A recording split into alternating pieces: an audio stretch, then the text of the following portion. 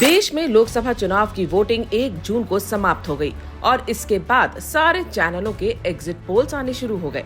सारे exit poll में NDA की सरकार बनती नजर आ रही है और एनडीए का आंकड़ा 350 के पार जाता दिख रहा है। वहीं विपक्षी इंडिया गठबंधन के दावों की हवा निकल रही है, जिसमें सरकार बनाने के उन्होंने बड़े बड़े दावे किए थे। ज्यादातर एग्जिट पोल में एनडीए 350 को पार करता दिख रहा है। वहीं कुछ एग्जिट पोल में ये आंकड़ा 400 के पार भी जाता नजर आ रहा है। आपको बताते हैं कि किस एग्जिट पोल के नतीजे क्या कह रहे हैं। दैनिक भास्कर, एनडीए 281 से 350, इंडिया अलायंस 145 से 201, वहीं अन्य के खाते में 31 से 49। इंडिया न्यूज डी डायनेमिक के सर्वे के हिसाब से एनडीए को 371, इंडिया अलायंस को 125 और अन्य को 47 मिल रहे हैं। वहीं जन की बात के सर्वे में एनडीए को 362 से 392, इंडिया अलायंस को 141 से 161 और अन्य के खाते में 10 से 20 सीटें जाती दिखाई दे रही हैं। न्यूज नेशन के सर्वे के हिसाब से एनडीए को 342 से 378 सीटें आ रही हैं।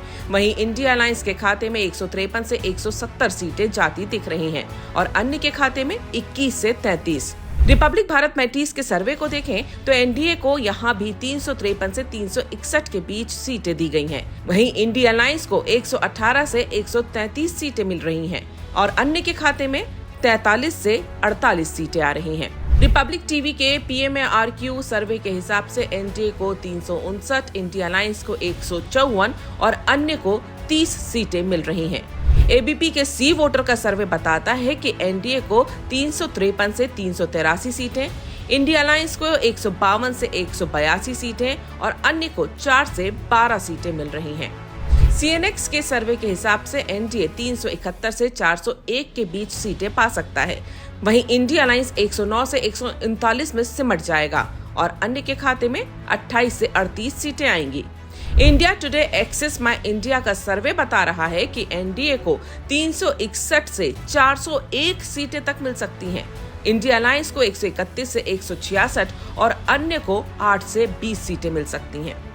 न्यूज 24 टुडे चाणक्य के हिसाब से एनडीए को 385 से 415, इंडिया अलायंस को 96 से 118 और अन्य को 27 से 45 सीटें दिख रही हैं। वहीं ईटीजी का सर्वे बता रहा है कि एनडीए को 358, इंडिया अलायंस को 152 और अदर्स को 33 सीटें मतदाता देते दिख रहे हैं। आपको बता दें कि एनडीए 543 में से 540 सीटों पर चुनाव लड़ रही है, जिसमें बीजेपी 441 सीटों पर, टीडीपी 17, जेडीयू 16, शिवसेना शिंदे 15 पर, PMK 10, LJP 5, NCP Ajit Pawar 5 और अन्य छोटे दल 31 सीटों पर लड़ रहे हैं। वहीं इंडी गठबंधन 541 सीटों पर चुनाव लड़ रहा है, जिसमें से अकेले कांग्रेस 327 सीटों पर चुनाव लड़ रही है।